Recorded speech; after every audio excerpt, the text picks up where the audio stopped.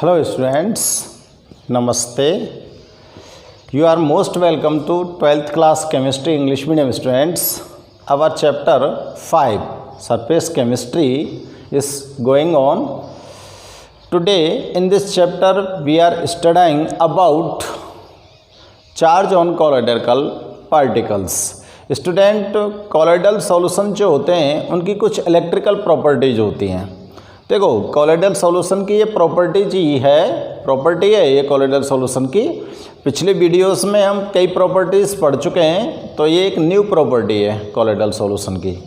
तो स्टूडेंट्स यहाँ पर आपको ये थोड़ा सा ध्यान देना पड़ेगा कि कोई भी जो कॉलोइडल सॉल्यूशन होता है उस कॉलोइडल सॉल्यूशन के अंदर जो डिस्पर्स्ड फेज होती है और डिस्पर्सन मीडियम होता है। तो स्टूडेंट्स डिस्पर्सन फेज और डिस्पर्सन मीडियम से मिक्स होकर जो सॉल्यूशन बना है उस सॉल्यूशन की जो स्टेबिलिटी होती है, कॉलोइडल सॉल्यूशन की जो स्टेबिलिटी होती है वो किसके कारण होती है।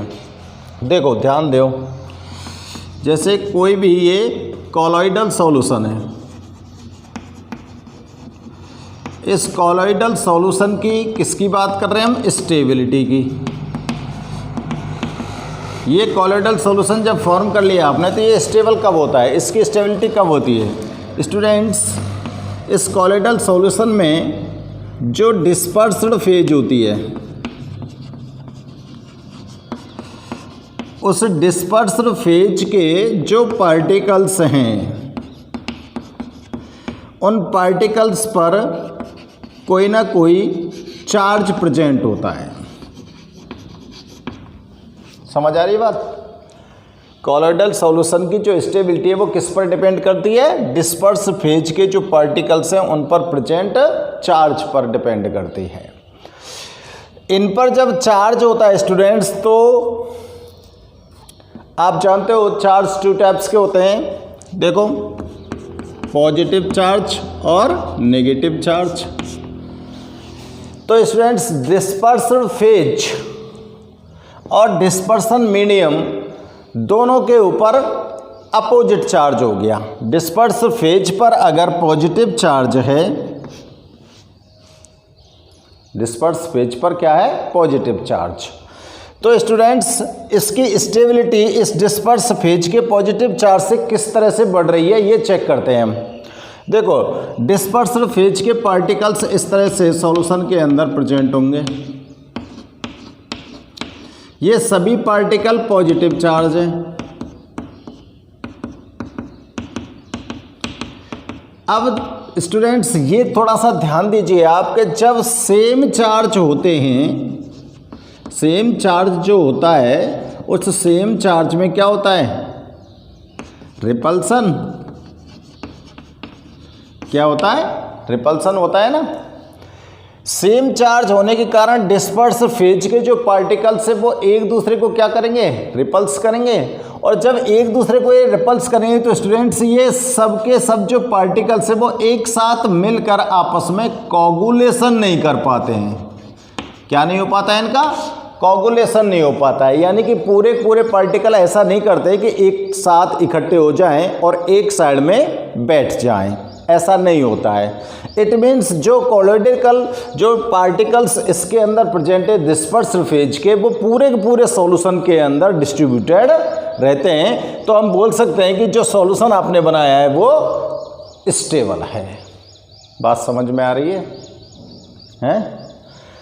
किसी भी कॉलोइडल सॉल्यूशन की स्टेबिलिटी किस पर डिपेंड करती है, उसके इलेक्ट्रिकल प्रॉपर्टीज़ पर। और इलेक्ट्रिकल प्रॉपर्टीज़ के अकॉर्डिंग कॉलोइडल सॉल्यूशन किस प्रकार से स्टेबल होता है इसको हम चेक कर रहे हैं स्टूडेंट्स। तो स्टेबिलिटी डिपेंड करती है डिस्पर्स फेज के जो पार्टिकल्स हैं उन पर चार्ज पर, कौन सा चार्ज प्रेजेंट है। ठीक है ना। मान लिया मैंने कि डिस्पर्स फेज पर पॉजिटिव चार्ज प्रेजेंट है, तो ये किस प्रकार से स्टेबल कर रहा है सॉल्यूशन को। तो इस तरह से मैंने माना स्टूडेंट्स कि ये कॉलोइडल पार्टिकल्स हैं, इट मीन्स डिस्पर्स्ड फेज के पार्टिकल्स हैं और सभी फेज के पार्टिकल्स के ऊपर पॉजिटिव चार्ज है। और सेम चार्ज जो होते हैं उनके अंदर क्या होता है, रिपल्सन होता है। रिपल्सन के कारण ये जो पार्टिकल्स है एक दूसरे को रिपल्स करेंगे, यानी कि एक दूसरे के नज़दीक आकर कोगुलेशन तो नहीं कर सकते ना, एक दूसरे के नज़दीक आ जाएंगे और एक दूसरे के साथ जब ये कलेक्ट हो जाएंगे तो कलेक्ट होकर तो ये बहुत बड़ा पार्टिकल बना लेंगे। जैसे ये सारे पार्टिकल्स अगर कलेक्ट हो जाएं, इस तरह से कलेक्ट हो गए तो ये बड़ा पार्टिकल बन गया। ये बड़ा पार्टिकल तो कहाँ जाएगा, बॉटम में आ जाएगा और आपके सॉल्यूशन का कोगुलेशन हो जाएगा कि नहीं हो जाएगा। बट यहाँ पर ये बड़ा पार्टिकल का फॉर्मेशन नहीं हो पाता। क्यों? कि सब पर पॉजिटिव चार्ज है, सब एक दूसरे को क्या कर रहे हैं, रिपल्स कर रहे हैं। तो ये जो पार्टिकल्स से स्टूडेंट्स पूरे जो डिस्पर्सन मीडियम होता है उसके अंदर डिस्ट्रीब्यूटेड होते हैं। डिस्ट्रीब्यूटेड होंगे कि नहीं होंगे? पूरे के पूरे मीडियम के अंदर डिस्ट्रीब्यूटेड होते हैं। तो आपके पास जो कॉलोइडल सॉल्यूशन होता है स्टूडेंट्स वो कैसा होता है, स्टेबल होता है। तो ये इलेक्ट्रिकल प्रॉपर्टीज होती है स्टूडेंट्स कॉलोइडल सॉल्यूशन की। अब हम अगर चार्ज की यहाँ पर बात कर रहे हैं तो स्टूडेंट्स चार्ज 2 टाइप्स के होते हैं, नेगेटिव चार्ज और पॉजिटिव चार्ज। तो देखो ऐसे कॉलोइडल सॉल्यूशन जिनकी डिस्पर्सल फेज के जो पार्टिकल्स हैं उन पर पॉजिटिव चार्ज होता है उनको पॉजिटिव कॉलोइडल सॉल्यूशन बोलेंगे कि नहीं बोलेंगे? और जिनके पार्टिकल्स की डिस्पर्स फेज पर नेगेटिव चार्ज प्रेजेंट है उनको नेगेटिव कॉलोइड्स बोलेंगे कि नहीं बोलेंगे? तो स्टूडेंट्स इलेक्ट्रिकल प्रॉपर्टीज के बेसिस पर कॉलोइडल सॉल्यूशन 2 टाइप्स के हुए कि नहीं हुए? इलेक्ट्रिकल प्रॉपर्टीज के बेसिस पर कॉलोइडल सॉल्यूशन 2 टाइप्स के होते हैं, positive colloidal solution and negative colloidal solution. अब पॉजिटिव कॉलोइडल सॉल्यूशन को किस तरह से डिफाइन करोगे? Those colloids in which disperse phased particles contain positive charge are known as positive colloid solution and those colloidal solution in which dispersed phase contain negative charge are known as negative colloidal solution। यहाँ पर ये definition तो students आप easy way में बना सकते हो, लेकिन यहाँ पर जो सबसे इम्पोर्टेंट चीज़ होती है स्टूडेंट्स, जो आपसे पूछी जाने वाली जो चीज़ है स्टूडेंट्स वो क्या है? नेगेटिव और पॉजिटिव कॉलोइडल सॉल्यूशन के एग्जाम्पल्स। ठीक है ना, नेगेटिव और पॉजिटिव कॉलोइडल सॉल्यूशन के एग्जाम्पल्स, तो उनको हम नोट करते हैं। ठीक है, तो मैं स्टार्ट करता हूँ, थोड़ा सा इसको नोट करता हूँ स्टूडेंट्स, आपको समझ आ गया होगा कि मुझे आज क्या पढ़ाना है। ठीक है ना, तो देखो हेडिंग क्या डालूँ मैं? चार्ज ऑन कॉलोइडल पार्टिकल्स, या फिर इसको बोल सकता हूं मैं electrical properties, property of colloid, कुछ भी बोल सकते हैं इसको। ये इलेक्ट्रिकल प्रॉपर्टीज भी है कॉलोइड्स की, और हम बोल सकते हैं इसको चार्ज ऑन कॉलोइडल पार्टिकल्स। तो देखो बच्चों क्या लिखेंगे? The main reason of stability, the main reason of stability किसकी? of colloidal solution, of colloidal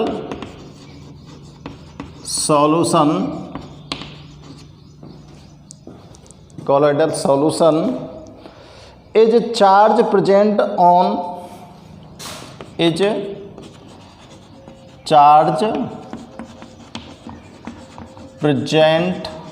on particles of dispersed phase, particles of dispersed phase। Disperse phase के जो पार्टिकल्स होते हैं उन पर जो चार्ज प्रेजेंट होता है उस पर डिपेंड करता है, वो मेन रीजन होता है किसी भी कॉलोइडल सॉल्यूशन की स्टेबिलिटी का। ठीक है ना, देखो on the basis of charge at colloidal particles these solution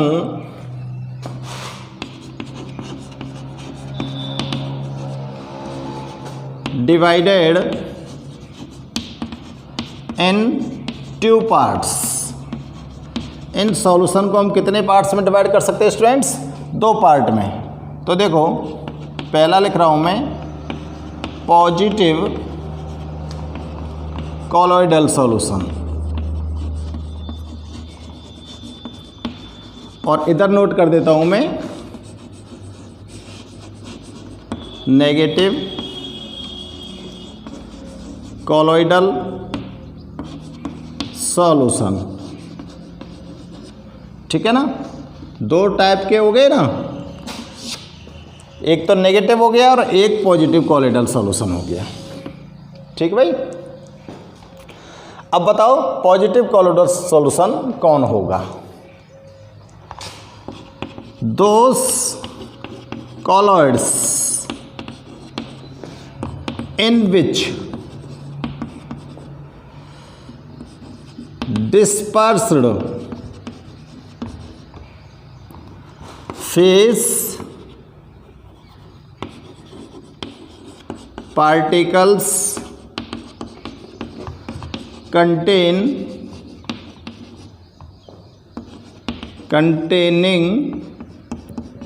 positive charge.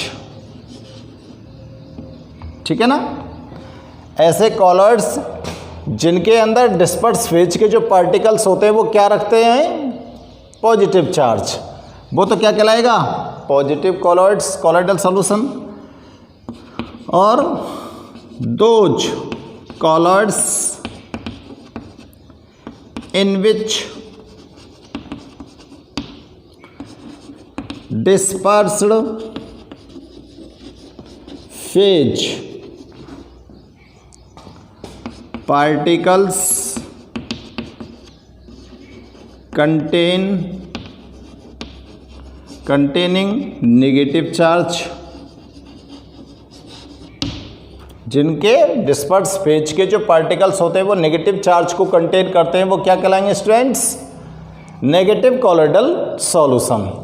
अब देखो जो सबसे इम्पोर्टेंट चीज़ है वो क्या है? वो है students example. Negative colloidal solution के एग्जाम्पल और पॉजिटिव कॉलॉइडल सॉल्यूशन के एग्जाम्पल, ये सबसे महत्वपूर्ण है। ठीक है ना, तो देखिए इसका पहला मैं एग्जाम्पल लिख रहा हूँ students, hydrated metal compound. Hydrated metal compounds लिख रहा हूं मैं ये। हाइड्रेटेड मेटल कंपाउंड्स लाइक, कौन कौन से हाइड्रेटेड मेटल कंपाउंड्स हो सकते हैं? देखो Fe2O3 XH2O, Al2O3 XH2O। X की वैल्यू कुछ भी हो सकती है यहाँ पर, 1 2 3 4 5 6 कुछ भी। ठीक है ना।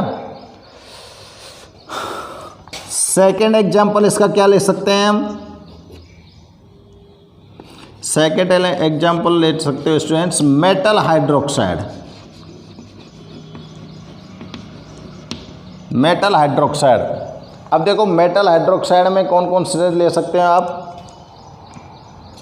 लाइक आप यहीं, चलो यहीं लिख देता हूँ मैं, फेरिक हाइड्रोक्साइड, एल्युमिनियम हाइड्रोक्साइड, दो एग्जाम्पल लिख दे।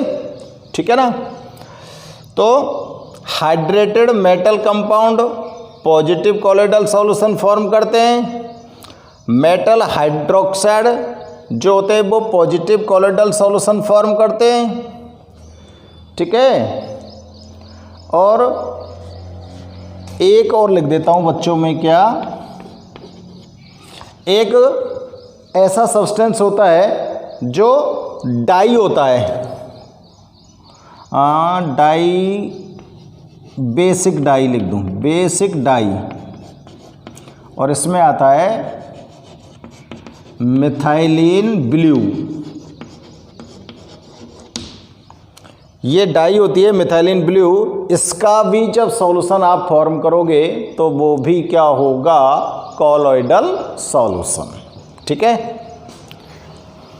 तो ये तो कॉलॉइडल सॉल्यूशन में पॉजिटिव कॉलॉइड सॉल्यूशन के एग्जाम्पल्स हो गए। अब देखो स्टूडेंट्स, इन सबको अगर हम छोड़ दें तो बाकी जितने भी बचते हैं वो सब के सब किसके अंदर आ जाएंगे,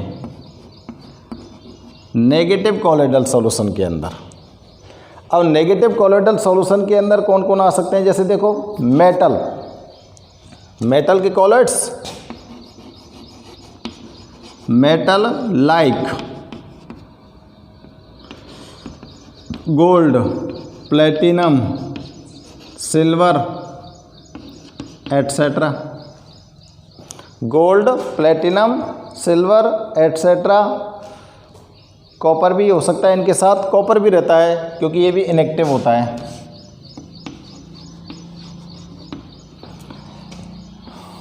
दूसरा एग्जाम्पल लें, मतलब मेटल, गोल्ड का, प्लेटिनम का, सिल्वर का, कॉपर का जो कॉलॉइडल सॉल्यूशन होगा वो सब के सब क्या होंगे, नेगेटिव कॉलॉइडल सॉल्यूशन के एग्जाम्पल होंगे स्टूडेंट्स।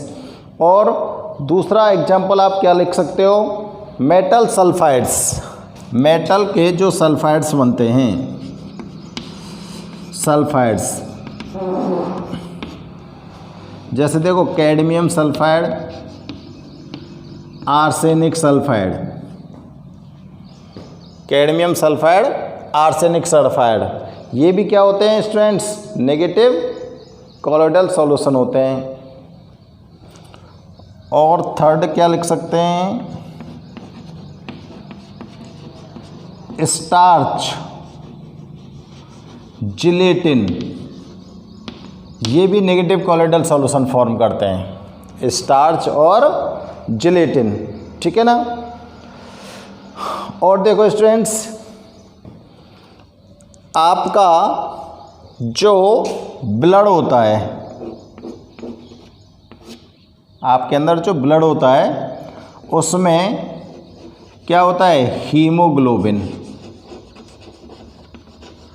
हीमोग्लोबिन कहाँ पर है, ब्लड में। इसका जो कॉलॉइडल सॉल्यूशन है स्टूडेंट्स वो भी नेगेटिव कॉलॉइडल सॉल्यूशन है। बड़ा ही इंपॉर्टेंट शब्द है, बहुत ही अच्छी तरह से आपको ध्यान में रखना है। हीमोग्लोबिन जो आपके ब्लड में होता है वो जो कॉलॉइडल सॉल्यूशन फॉर्म करता है वो नेगेटिव कॉलॉइडल सॉल्यूशन होता है। तो यहाँ पर सबसे इम्पॉर्टेंट चीज़ मैं क्या बोल रहा था स्टूडेंट्स आपको, कि आपको नेगेटिव और पॉजिटिव कॉलॉइडल सॉल्यूशन के एग्जाम्पल्स को ध्यान में रखना बहुत ज़रूरी है। ठीक है, तो किसी भी कॉलॉइडल सॉल्यूशन की जो स्टेबिलिटी होती है, कोई भी कॉलॉइडल, अगर हमको कॉलॉइडल सॉल्यूशन में चार्ज बताना है, चार्ज किस प्रकार से किसी भी कॉलॉइडल सॉल्यूशन के अंदर हो सकता है, ये चीज़ हमको अगर एक्सप्लेन करनी है तो उसके लिए हमको क्या ध्यान रखना पड़ेगा कि कोई भी कॉलॉइडल सॉल्यूशन है और उसकी स्टेबिलिटी जो होती है वो कॉलॉइडल पार्टिकल्स किसके, डिस्पर्स्ड फेज के जो पार्टिकल्स हैं उन पर जो चार्ज होता है उस पर डिपेंड करती है। और ये किस तरह से डिपेंड करती है ये मैंने अभी आपको एक्सप्लेन किया था। जब चार्ज की बात आ गई स्टूडेंट्स तो कॉलॉइडल सॉल्यूशन टू टाइप्स के बन जाएंगे, क्योंकि चार्ज दो होते हैं, नेगेटिव चार्ज और पॉजिटिव चार्ज। अब हमको यहाँ पर थोड़ा सा ये ध्यान में रखना है कि पॉजिटिव चार्ज जो कॉलॉइडल सॉल्यूशन होते हैं वो कैसे होते हैं और नेगेटिव कॉलॉइडल सॉल्यूशन कैसे होते हैं। पॉजिटिव चार्ज कॉलॉइडल सॉल्यूशन के अंदर तो क्या होगा, डिस्पर्स्ड फेज पर पॉजिटिव चार्ज होगा, और नेगेटिव कॉलॉइडल सॉल्यूशन में डिस्पर्स्ड फेज के जो पार्टिकल्स हैं उन पर नेगेटिव चार्ज होगा। और यहाँ पर सबसे मेन चीज़ जो है वो क्या है, पॉजिटिव कॉलॉइड्स के एग्जाम्पल। पहला एग्जाम्पल आपको क्या रखना है, hydrated metal oxides. Hydrated metal oxides यानी कि मेटल ऑक्साइड के साथ आपको हाइड्रेट मॉलिक्यूल्स को भी ऐड करना है।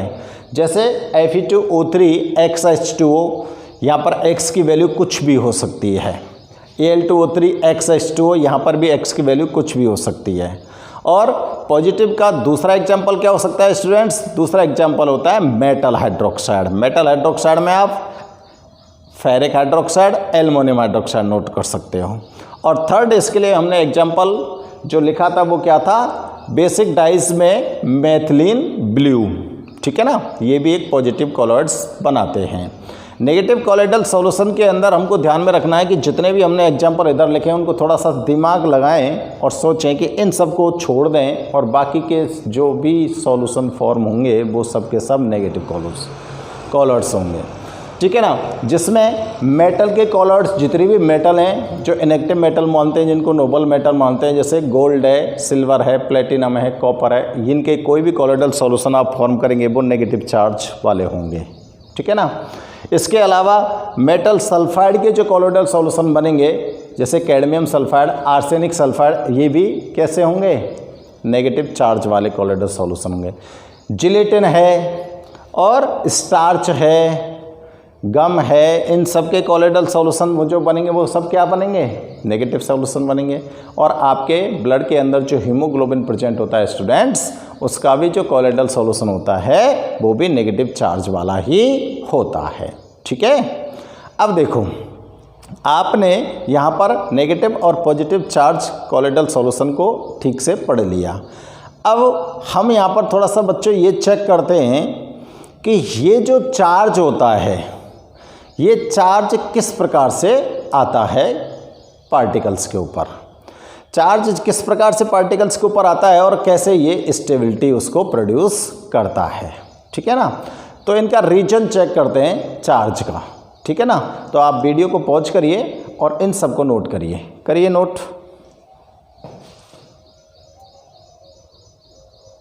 देखो नेक्स्ट हेडिंग जो मैं डाल रहा हूँ वो क्या है बच्चों, वो है cause of origin of charge, cause of origin of charge.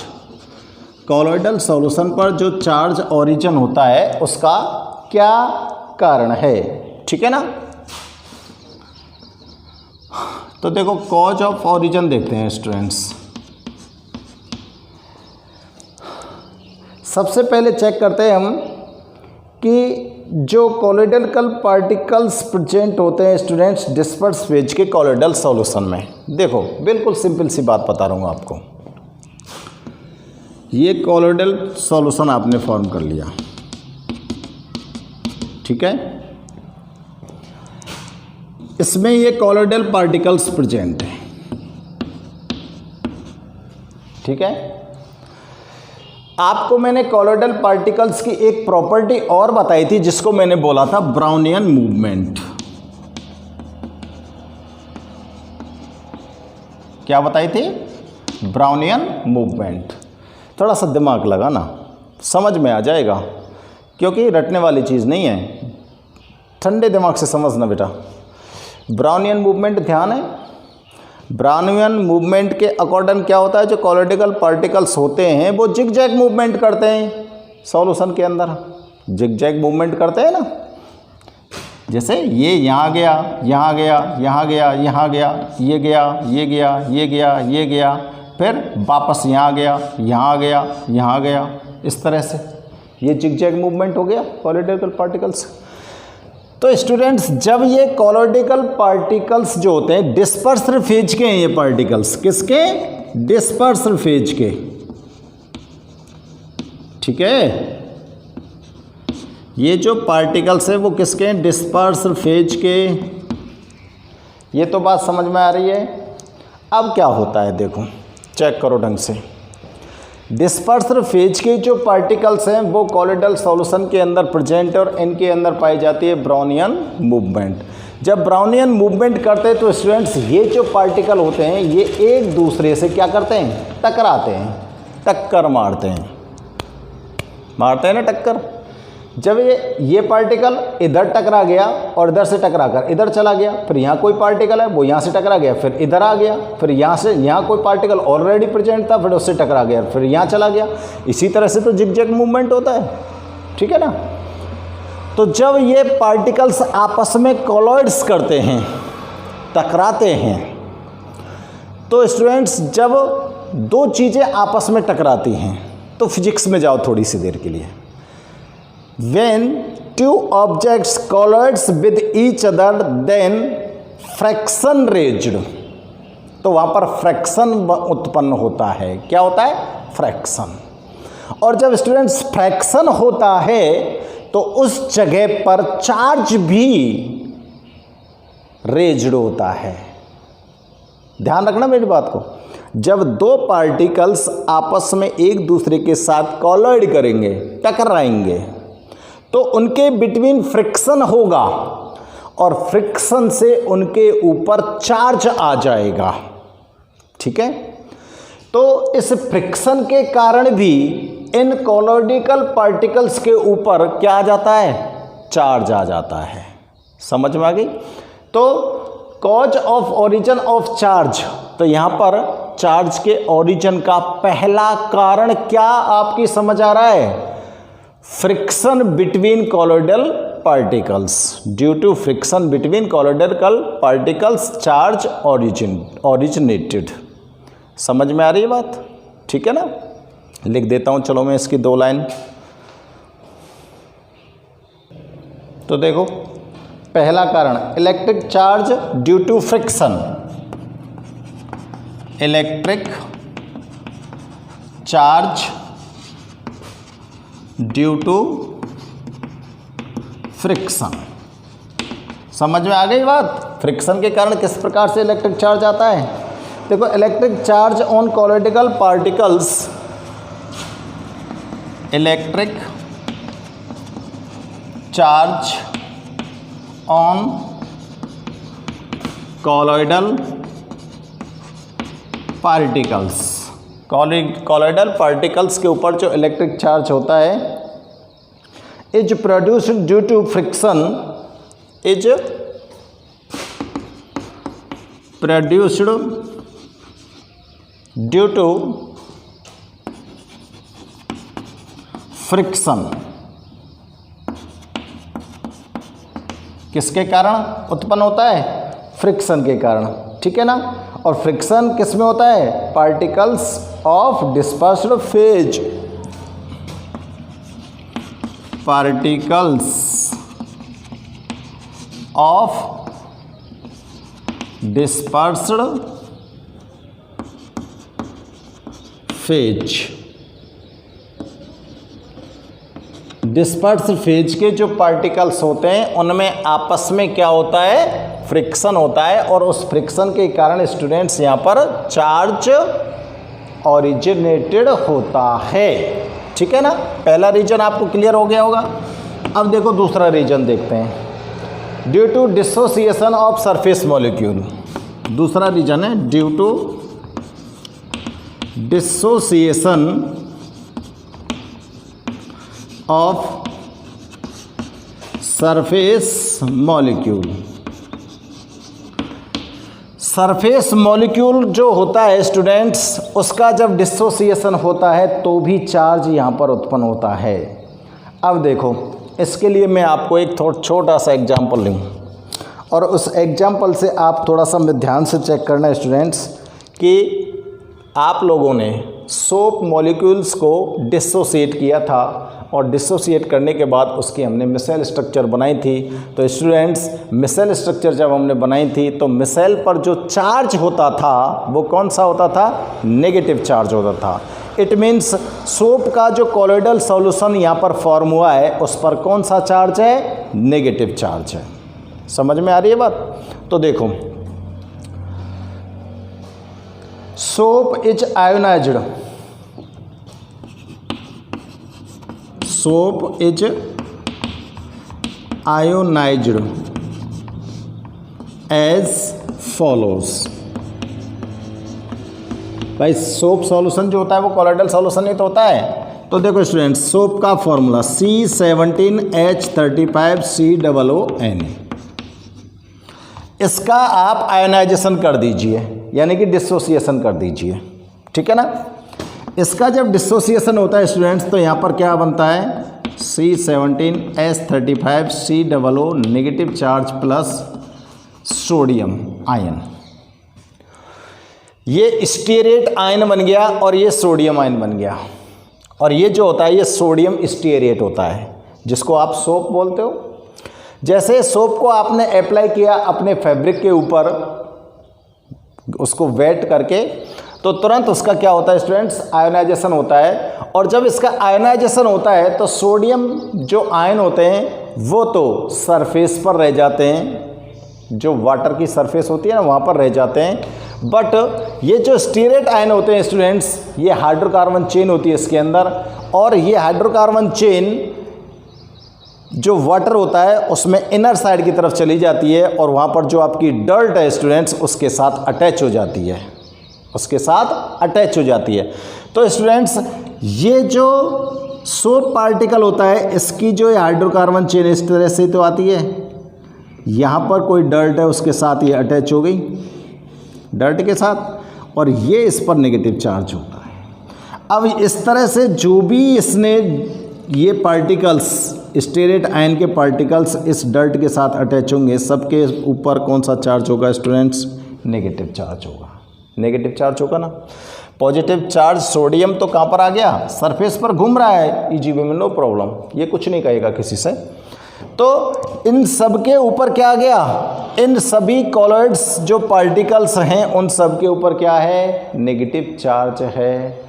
और ये स्टूडेंट्स एक डिस्पर्स्ड फेज के पार्टिकल्स हैं, ठीक है ना। अब आप यहाँ पर जो भी कोलोइडल सॉल्यूशन फॉर्म हुआ है उस पर चार्ज कौन सा बताओगे, नेगेटिव चार्ज। इसलिए मैंने उस जगह पर बोला था कि सोप और डिटर्जेंट जो मिसेल स्ट्रक्चर फॉर्म करते हैं क्लींजिंग एक्शन के लिए स्टूडेंट्स, उस मिसेल स्ट्रक्चर के ऊपर नेगेटिव चार्ज प्रेजेंट होता है, ठीक है ना। तो सरफेस मॉलिक्यूल जो होते हैं स्टूडेंट्स, उनका अगर डिसोसिएशन हो जाए तो उस डिसोसिएशन से भी डिस्पर्स फेज के पार्टिकल्स के ऊपर चार्ज ओरिजिनेटेड हो जाता है, ठीक है। चलो इसको भी मैं नोट कर देता हूँ, ठीक है ना। तो देखो students, cation go to solution, cation कौन है, sodium, go to solution, cation तो कहाँ चले जाएंगे, सॉल्यूशन के अंदर। लेकिन but anions forms negatively charged, but anions form negatively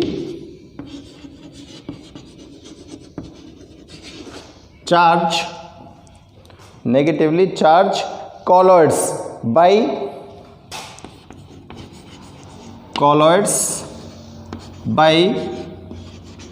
aggregation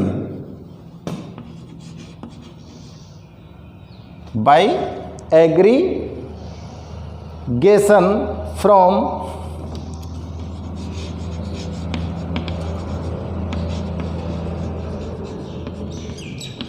inner molecules. Inner molecules मैंने बता दिया क्या हो सकता है वहाँ पर, इनर मॉलिक्यूल्स, इनर या inter molecular attractive force, inter लिखो यार, inter molecular attractive force, intermolecular attractive force of hydrocarbon chain, hydrocarbon chain, ठीक है ना। दूसरा रीजन भी आपकी समझ आ गया होगा, ठीक है ना। तो स्टूडेंट्स ये दो रीजन आपको मैंने अभी एक्सप्लेन किए हैं जिनसे कोलोइडल सॉल्यूशन के ऊपर कोई भी चार्ज आ जाता है। इसका एक रीजन और है, बहुत ही इंपॉर्टेंट रीजन है, selective adsorption reason. Selective adsorption reason जो है उसको स्टूडेंट्स में स्पेशली आपको नेक्स्ट वीडियो में एक्सप्लेन करूंगा, ठीक है ना। स्पेशली आपको नेक्स्ट वीडियो में एक्सप्लेन करूंगा कि उसमें आपको कई सारी प्रॉपर्टीज़ को भी स्टडी करना है, ठीक है स्टूडेंट्स। तो कॉलोइडल सॉल्यूशन के ऊपर जो पार्टिकल्स पर चार्ज आता है वो चार्ज किस तरह से आता है, चार्ज कितने टाइप का हो सकता है, उस चार्ज के रीजन क्या हैं और उस चार्ज के अकॉर्डिंग किस प्रकार के सॉल्यूशन फॉर्म होते हैं, नेगेटिव और पॉजिटिव कॉलोइडल सॉल्यूशन के एग्जाम्पल क्या होते हैं, ये सारी चीज़ें आप बड़े ध्यान से इस वीडियो को देखकर चेक करेंगे, ठीक है ना। और यहाँ पर जो फिर से कह रहा हूँ मैं, सबसे इंपॉर्टेंट चीज़ वो क्या है, नेगेटिव और पॉजिटिव चार्ज कॉलोइडल सॉल्यूशन के एग्जाम्पल्स को आपको लर्न करना है, ठीक है। Okay students.